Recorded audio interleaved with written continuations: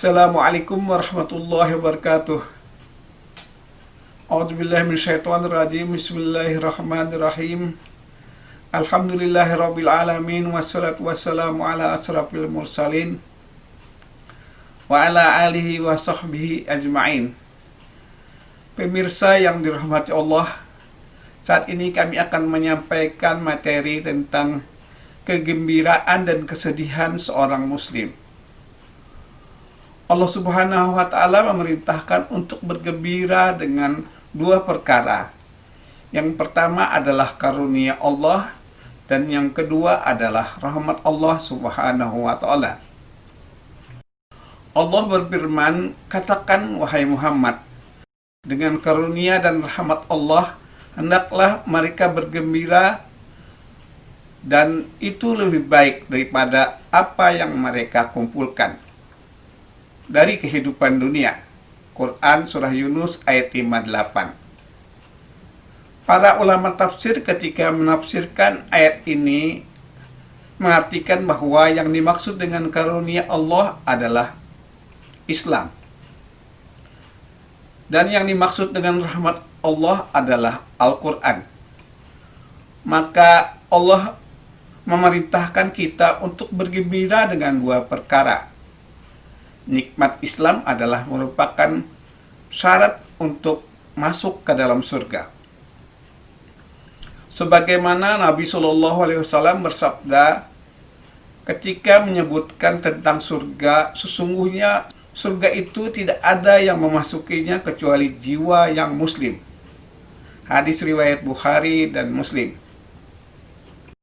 Nikmat Islam adalah merupakan nikmat yang sangat besar yang Allah berikan kepada seorang hamba. Karena dengan Islamlah Allah menerima amalannya. Dengan Islamlah Allah Subhanahu wa Ta'ala meninggikan derajatnya. Dengan Islam Allah Subhanahu wa Ta'ala menangkan di atas seluruh agama. Allah berfirman, "Dialah Allah yang telah mengutus Rasul-Nya dengan membawa hidayah, ilmu, dan agama yang hak, yang merupakan amal agar Allah menenangkan di atas seluruh agama." Walaupun orang-orang musyrikin tidak menyukai. Quran Surah At-Taubah ayat 33. Pemirsa, Islam adalah merupakan agama satu-satunya yang Allah ridai untuk kita. Allah berfirman, "Sesungguhnya agama di sisi Allah hanyalah Islam." Quran Surah Ali Imran ayat 19.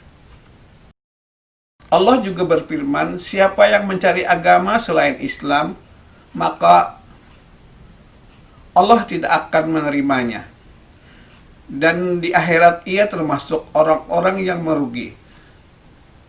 Quran Surah Ali Imran ayat 85.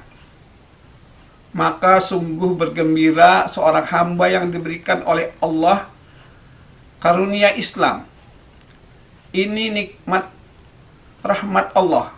Para ulama tafsir ketika menafsirkan maksud Allah rahmatnya adalah Al-Quranul Karim, karena Allah menamai Al-Quran sebagai rahmatnya.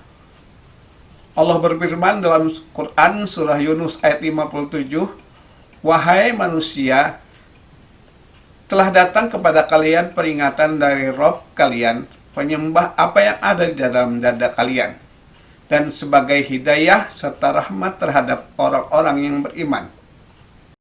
Quran Surah Yunus 57.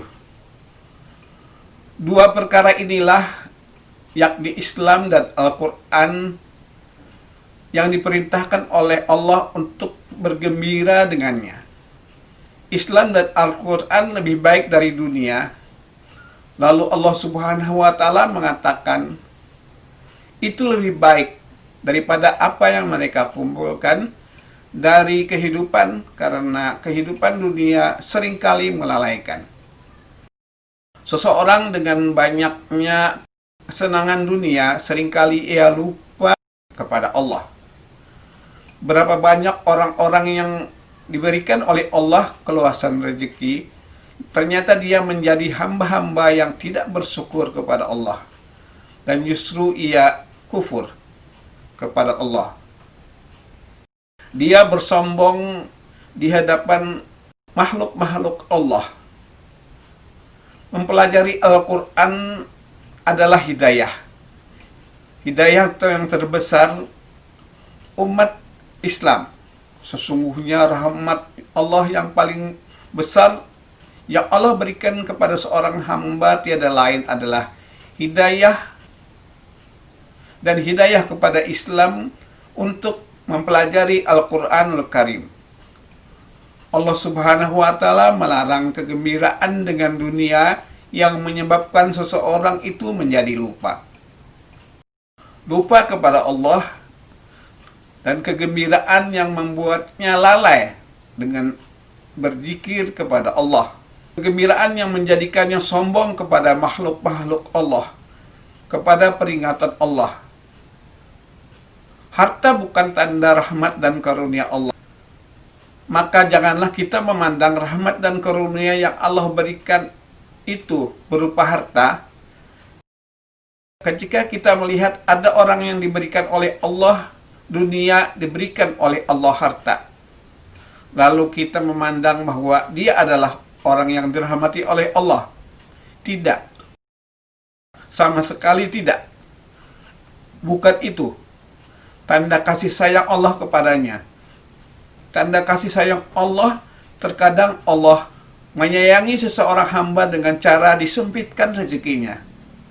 Dunia itu penjara untuk orang yang beriman dan surga untuk orang-orang yang kafir. Hadis riwayat Tirmidzi. Lihatlah orang-orang kafir, mereka bersenang-senang dalam kehidupan dunia. Mereka tidak peduli halal dan haram. Mereka bersenang-senang dengan maksiat kepada Allah. Tapi subhanallah, ketika seorang mukmin dipenjara dengan larangan, dipenjara dengan perintah Allah, ternyata Allah berikan kepada mereka hakikat kesenangan yang abadi.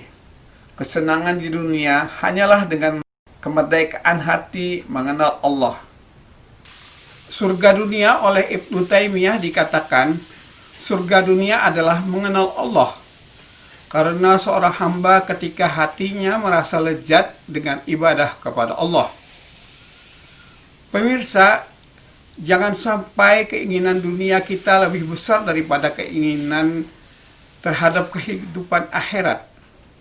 Rasulullah SAW bersabda dalam riwayat Tirmidzi, siapa yang keinginan terbesarnya adalah dunia, Allah akan cerai-beraikan urusannya, dan Allah akan jadikan kefakiran di pelupuk matanya.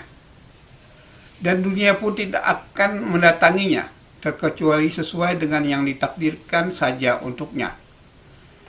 Tapi siapa yang keinginan terbesarnya adalah kehidupan akhirat, Allah akan kokohkan urusan dan Allah akan jadikan kekayaan itu di hatinya, serta dunia pun akan mendatanginya dalam keadaan dunia hina di matanya. Maka jadikanlah keinginan terbesar dalam hati kita akhirat. Adapun dunia jadikan sebagai wasilah untuk mendapatkan kehidupan akhirat. Kita bisa membaca Al-Quran dan mentadaburinya. Di saat itulah hati kita gembira. Hati kita merasa bahagia. Jadikanlah kesedihan kita di saat kita jatuh kepada maksiat. Ketika kita jatuh kepada maksiat, hati kita gundah gulana. Hati kita bersedih, lalu kita segera bertobat kepada Allah. Makanya Rasulullah SAW bersabda, siapa yang merasa gembira dengan amalan salehnya dan ia merasa sedih dengan amalan buruknya, maka itulah tandanya ia seorang mukmin. Hadis riwayat Ahmad. Demikian, Assalamualaikum warahmatullahi wabarakatuh.